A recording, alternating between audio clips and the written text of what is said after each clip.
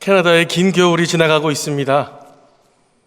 앞으로 다가올 생명의 봄, 또 피어날 꽃들을 기대하면서 김춘수 시인의 꽃이라는 시로 말씀을 시작하겠습니다. 내가 그의 이름을 불러주었을 때에 그는 나에게 와서 꽃이 되었다. 상대의 이름을 부를 때에 의미 있는 존재로 관계를 맺게 된다라는 뜻을 담고 있죠. 주일에 만난 90세가 넘으신 권사님께서 저를 바라보시면서 김승원 목사님 이렇게 이름과 직분을 불러주시는데 진짜로 이 존재감, 이 정체성과 함께 이 마음가짐이 새로워지는 것을 느꼈습니다. 그런 의미에서 이 헌신의 자리에 앉아 계시는 우리 심우 권사님 한 분 한 분 이름과 직분을 불러드리면서 말씀을 시작하고 싶습니다만 한정된 시간이 아쉬울 따름입니다. 하지만 이 사람의 소리로 호명되는 것보다는 우리 제3권사의 권사님들 각인을 주목하고 계시는 성령님께서 이 시간 심령 가운데 여러분들의 이름을 부르고 계시다라고 생각하니 정말 큰 은혜가 될 줄 믿습니다. 그렇게 부르셔서 정체성을 또렷이 해주시고 또 다시금 헌신의 마음을 새롭게 하실 것을 믿으면서 오늘 말씀의 자리로 더 깊이 나오실 수 있기를 바랍니다. 여러분, 권사가 되다, 이 말에 어떤 의미가 담겨 있을까 한번 생각해 보시면 좋겠습니다. 이 자리에 계신 성도님들께서는 성도가 되다 또는 하나님께서 교회를 통해서 부여하신 직임을 이 표현에 대입해서 한번 생각해 보시면 좋겠습니다. 목사가 되다, 장로가 되다, 권사가 되다. 이 권사가 되다, 그것은 우리의 믿음뿐만이 아니라 삶에서 생각보다 큰 무게감을 갖게 하는 표현이기에 충분합니다. 이제 이 평범한 삶을 포기하겠습니다 다짐하는 그런 의미가 내포되어 있기 때문입니다.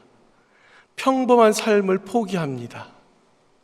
특별한 삶을 살아야 하는 사람이 되었다라는 그런 책임과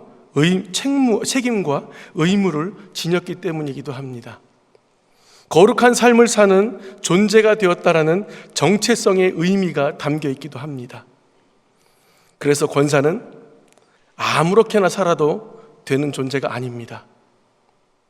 소중하고 존귀한 하나님의 자녀로 살아야 하는 분들입니다. 사실 이 권사의 직분은 성경에 직접적으로 등장하지는 않습니다. 제도적인 교회가 이루어지기 전에 이 초대교회 때에는 없었던 직분이라서 그렇습니다. 하지만 실제로 이 교회를 세우고 성도를 돌보는 데에 크고 귀하게 쓰임받는 교회에 꼭 필요한 영광스러운 직분임에는 틀림이 없습니다. 특히 권사는 교회의 여러 직분 중에서도 그 직능이 목회자의 교인 돌봄 사역의 동역자로서의 매우 중요한 위치에 있습니다. 권사 제도의 시작은요 1746년 영국으로 거슬러 올라갑니다. 감리교를 시작한 존 웨슬리가 교회에 부족한 사역자들을 보충하기 위해서 처음 만든 제도가 권사 제도입니다. 물론 오늘날의 권사처럼 목회자를 도와서 성도들을 돌보는 목양의 목적은 아니었습니다. 하지만 점차 권면하고 위로하는 목회 협력자의 직임으로 발전하게 되는 것이죠. 이렇게 시작된 권사 제도가 한국의 기독교 감리회 그 제도 안으로 이어지게 되었습니다. 다만 감리교회는요 권사를 여성들에게만 국한하여 세우지 않고 아실 겁니다. 남녀 필요에 따라서 그 역할을 다 감당하게 합니다. 지금도 그렇고요. 이러한 권사의 직분, 교회를 건강하게 세워가는데 중요한 제도로 인식되기 시작했습니다. 그리고 한국의 장로교회는 이 권사직을 주후 1955년도 제40회 대한예수교 장로회 총회를 통해 공식적으로 받아들이게 됩니다. 약간의 수정을 하면서 말이죠. 처음에는요, 여성 안수가 허락되지 않았던 때였기 때문에 이 장로님들의 버금가는 여성 지도자로 세우기 위해서 권사 직분을 도입하였고 그렇게 임직을 하게 되었습니다. 그렇게 교회의 항존직으로 안수하여서 교회의 재직 회원으로서 역할을 감당하게 해주었고, 또 성도들을 신방하여 권면하고 위로하며 돌보는 일과 교회의 중요한 사역에 귀히 쓰임받는 직분이 되게 했습니다. 이 땅에 교회를 세우신 하나님께서는 주의 몸된 교회를 세우는 이 귀한 권사직이 흐름이 끊어지지 않게 하셨고, 오늘 우리 교회 이 자리에 권사님들이 이 자리에 앉게 해 주셨습니다. 이게 우리 권사님들이 이 자리에 앉기까지의 역사입니다. 그래서 권사는요, 공교회가 역사 속에서 안수하여 세워나간 거룩하고 영광스러운 직분이다라는 겁니다. 단, 이 직분이 영광스러울 수 있는 데는요, 두 가지 엄격한 조건이 따릅니다. 이 조건은 누군가가 물리적으로 제어하지는 않습니다. 다만 이 직분을 부여하신 하나님과 여러분 개개인과의 관계에서의 적용되는 조건입니다. 처음에는 이 권사가 되다라는 질문에 이 자기 다짐으로 이어져야 할 조건이기도 한데요, 먼저 권사가 그 소임을 바로 잘 감당할 때 권사직이 영광스러울 수 있다라는 겁니다. 피택받고 안수를 받아 권사에 임직된다고 다 영광스러운 것이 아니다라는 말이겠죠. 하나님 앞에서 권사직이 영광스러운 직임이면 틀림이 없습니다. 권사의 직분이 주어져서 그 정체성의 역할을 바로 감당할 때 그 직분이 영광스러운 직분이 될 수 있습니다. 또 하나의 영광스러울 수 있는 조건이 있는데요, 그것은 권사의 선출과 임직에 있습니다. 교회마다 이 과정과 절차가 약간의 차이가 있을지라도 확실한 것은 모두 다 하나님의 선택임을 믿는 것입니다. 하나님께서 선택하셨다는 것을 믿는 믿음이 여러분들의 직임이 얼마나 영광스러운지를 드러낼 수 있는 조건이라는 겁니다. 이것은 우연도 아니고 또 인간적인 노력의 결과도 아닙니다. 하나님께서 부르시고 세우셨습니다. 하나님께서 사람들의 마음을 움직여 주셔서 권사로 세워주신 겁니다. 그러므로 모든 권사는 하나님께서 불러주시고 또 교회를 세우는 일에 자신을 사용해 주심을 기억하고 감사해야 합니다. 이러한 자기 이해와 이해가 이 권사의 직분에 순종하는 여인들에게 영광스러운 직임이 될 수 있는 것입니다. 딱딱한 내용, 무거운 내용입니다만 잘 들어주셔서 감사합니다. 오늘 본문에는 권사라는 직임을 가진 자는 아니었지만 그의 견줄 만큼, 아니 본받아야 할 만큼 헌신적인 삶을 살았던 한 여인이 등장하고 있습니다. 하나님의 부르심에 신실하게 반응하면서 주어진 삶의 역할을 잘 감당하며 특별하고도 존귀한 삶을 살아냈던 여인입니다. 고린도에서 동남쪽으로 한 10km 정도 거리에 떨어져 있는 항구 도시, 헬라와 아시아의 무역 중심지인 갱그레아에 살고 있는 여인입니다. 그곳에서 교회를 섬기면서 그녀의 이름은 소개가 되는데 성경은 베베라고 소개를 하죠. 베베. 빛난다, 찬란하다, 순결하다, 이러한 뜻을 머금은 이름입니다. 그녀는 갱그레아 교회의 사역자였습니다. 바울 서신 로마서 16장 1절 2절, 오늘 본문 외에는 이 베베에 대한 어떤 기록도 성경에 나오진 않습니다. 하지만 그 한 번의 기록으로 그녀가 어떤 삶을 살았는지 충분히 짐작할 만한 내용들이 담겨져 있습니다. 다시 한번 오늘 본문을 같이 읽으면 좋겠습니다. 우리 로마서 12장 1절 2절 말씀입니다. 내가 겐그레아 교회의 일꾼으로 있는 우리 자매 베베를 너희에게 추천하노니 너희는 주 안에서 성도들의 합당한 예절로 그를 영접하고 무엇이든지 그에게 소용되는 바를 도와줄지니 이는 그가 여러 사람과 나의 보호자가 되었음이라. 아멘. 로마서 16장은요, 바울이 로마 교회에 보내는 추천서라고 얘기합니다. 추천서. 1절부터 16절까지를 읽어보시면 이 베베뿐만 아니라 브리스길라와 아굴라 부부도 등장을 하고 에베네도도 등장하고 마리아 등 한 30여 명이 로마 교회에 문안 보내는 인사에 들어가 있습니다.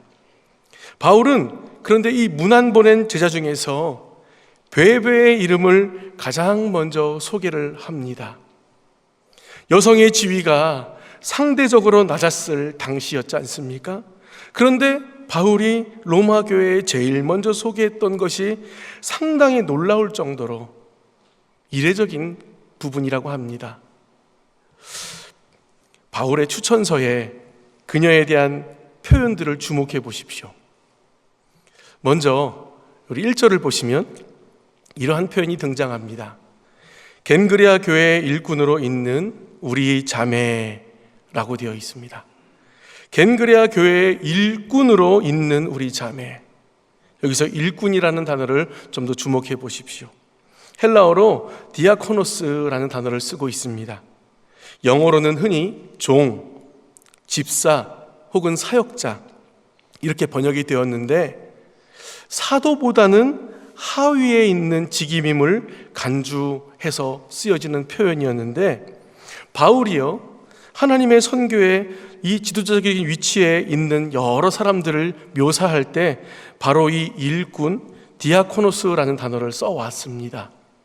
예를 들면 아볼로에게도 디아코노스라는 단어를 썼고요, 디모데에게도 이와 동일한 표현을 썼습니다.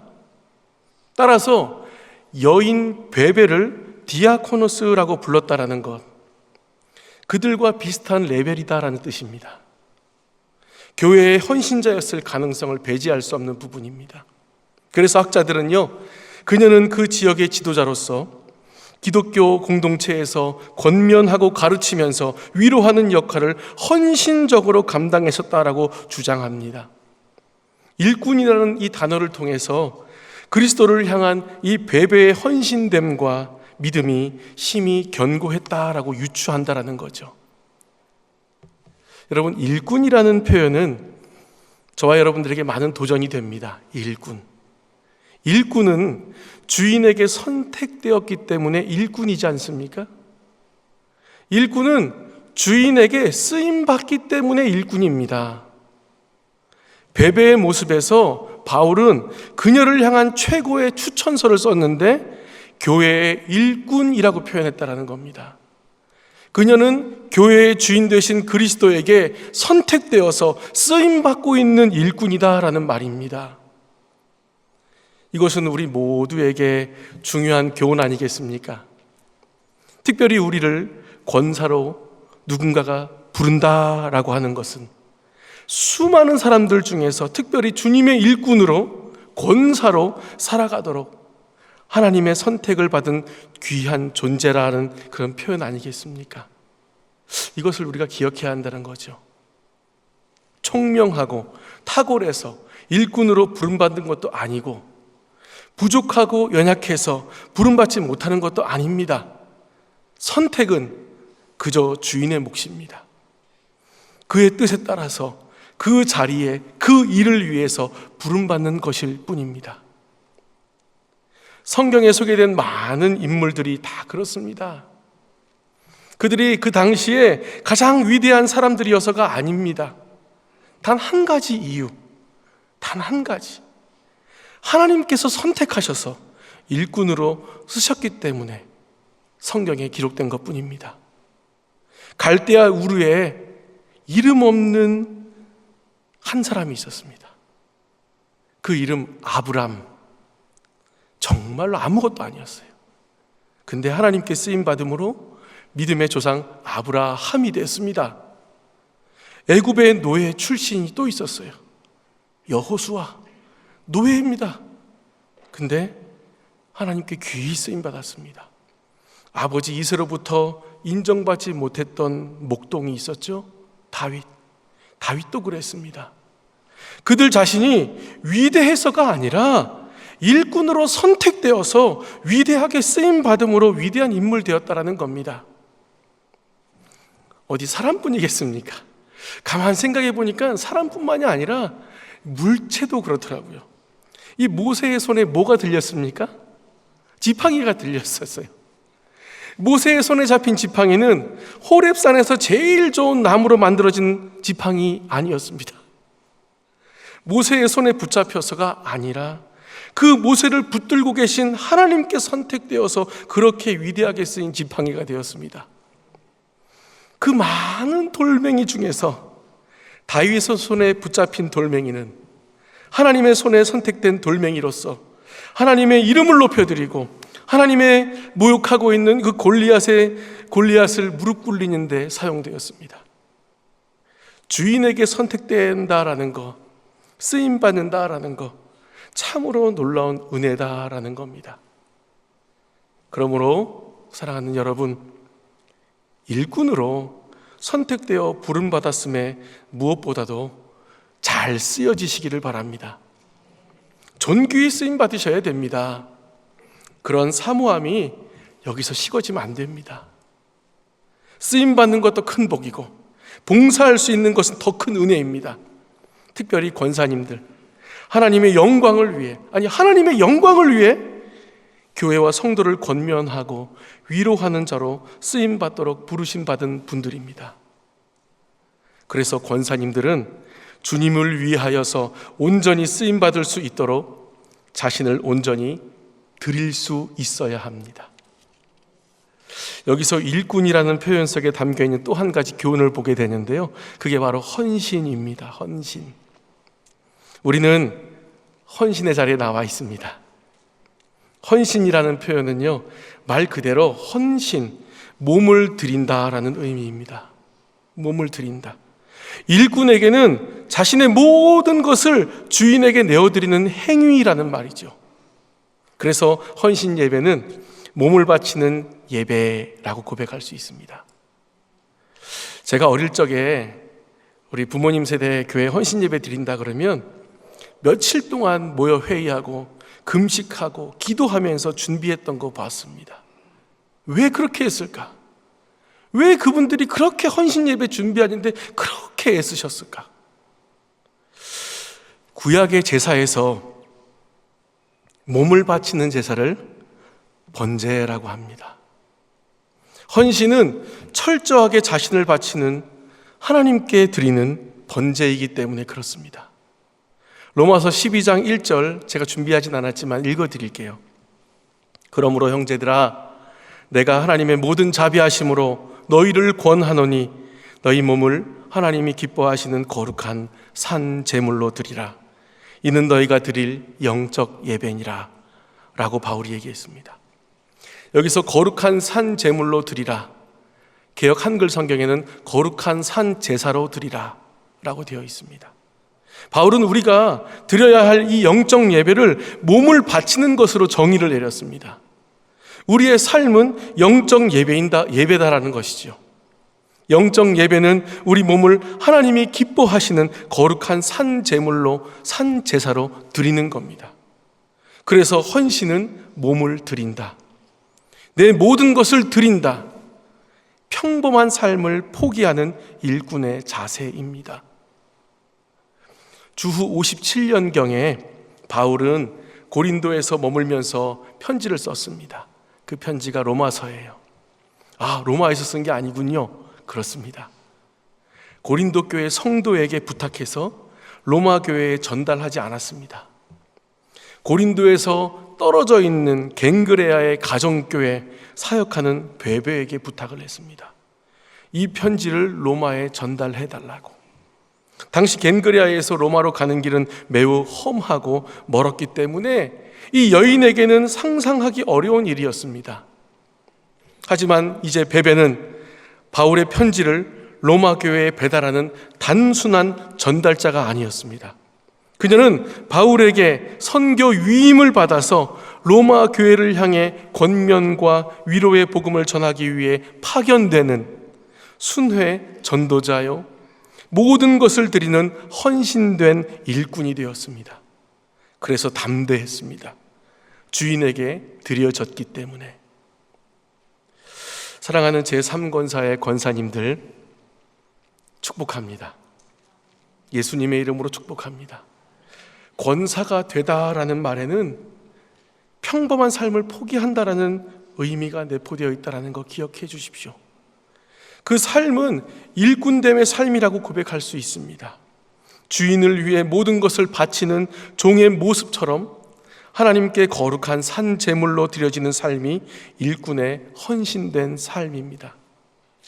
베베를 향해서 일꾼이다라고 소개한 바울의 이 추천서, 예수님께서 우리 모두를 하나님 앞에 소개할 때에 사용되는 추천서의 표현이었으면 좋겠습니다. 예수님께서 말씀하시는 거죠. 하나님께, 아버지, 내가 복음을 위해 선택하여 부른 나의 일꾼들입니다. 아버지, 복음을 위해 모든 것을 드릴 수 있는 나의 헌신된 일꾼들입니다. 이렇게 예수님이 추천서를 써주시는 거예요. 이러한 복된 칭찬을 받아 누리시는 우리 제3권사의 권사님 한 분 되시기 바라고, 이 자리에 우리 모두가 되실 수 있기를 바랍니다. 아멘. 바울의 추천서에 그녀에 대한 또 한 가지 표현이 나오는데 이것도 주목해 보시면 좋겠습니다. 첫 번째는 일꾼이었습니다. 두 번째는 이겁니다. 바울은 로마 교회의 베베를 향해서 2절 보여주시면 감사하겠는데요. 네, 같이 읽어볼까요? 너희는 주 안에서 성도들의 합당한 그를 영접하고 무엇이든지 그에게 소용되는 바를 도와줄지니 이는 그가 여러 사람과 나의 보호자가 되었음이라. 아멘. 베베는 많은 사람을 도와주었고요, 바울 자신도 그녀에게 선교 사역에 있어서 큰 도움을 받았다라고 말하고 있는 거죠. 여기서 표현된 단어가 보호자입니다. 보호자, 프로스타티스라고 되어 있는 단어인데요, 주된 의미는 이런 겁니다.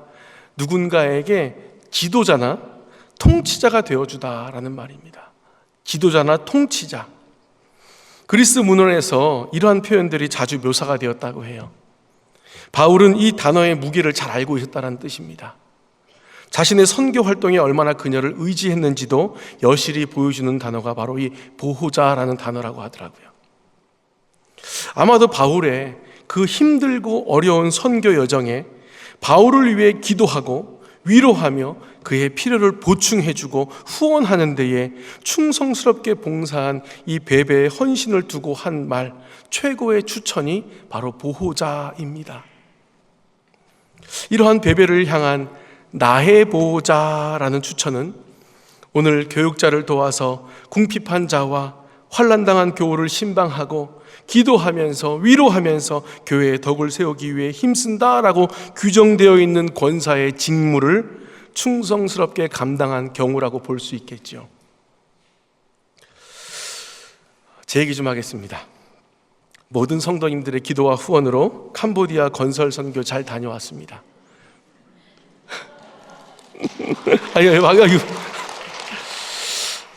신학자 중에 조지 와필드라는 사람이 이런 말을 했습니다. 나는 녹슬어 없어지기보다는 주님과 복음을 위하여 달아 없어지고 싶다. 이 고백을 저의 모토로 삼고 선교지에 갔습니다. 그런데 닳지는 않고 그대로 왔습니다. 음식이 잘 맞더라고요.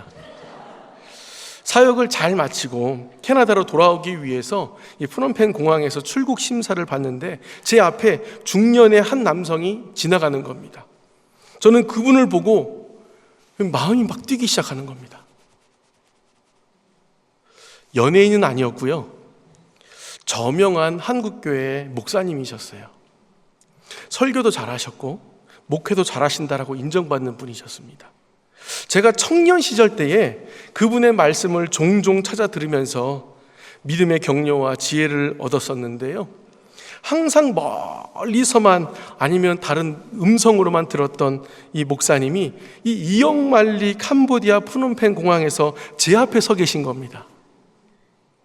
와, 목사님은 저를 분명히 모릅니다. 하지만 저는 잘 압니다. 그냥 공손하게 인사를 드리면 되는데 왜 이리 마음이 콩당콩당하면서 작아지는지. 얼굴도 까맣게 탔고요.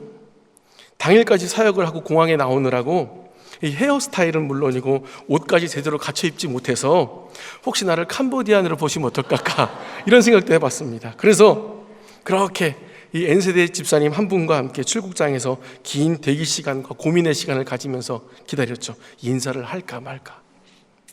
당연히 같은 비행기 탔습니다. 비행기 안에서 인사를 드려야지 마음을 다짐했죠. 하지만 새벽 비행기라서요, 비행기가 일찍 소등을 하더라고요. 그래서 그렇게 피로감 속에 저도 잠이 들었고 정신을 차려보니 인천국제공항이었습니다. 청년 시절 제게 말씀으로 은혜를 끼쳐주셨던 것은 이제 천국 가서 감사 인사해야겠다 이런 생각 가지고 그렇게 짐 찾아가지고 이제 짐 찾으러 나오고 있는데 제 옆에 서 계신 거예요. 그것도 저는 눈이 마주쳤습니다. 와, 저는 미소와 함께 목례를 이렇게 했습니다. 목사님도 편하게 인사를 해주셨어요.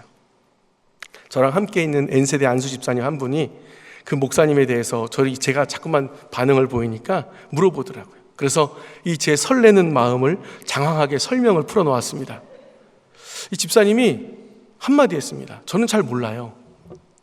예, 그렇겠죠. 그분은 모를 겁니다. 저는 잘 압니다. 그렇게 짐을 찾고 N세대 집사님은 캐나다에 있는 아내와 아들에게 영상통화를 하더라고요. 이제 말을 갓 배우기 시작한 아들이 영상통화에서 아빠 하는데 옆에 있는 저를 보더니 갑자기 그러는 겁니다.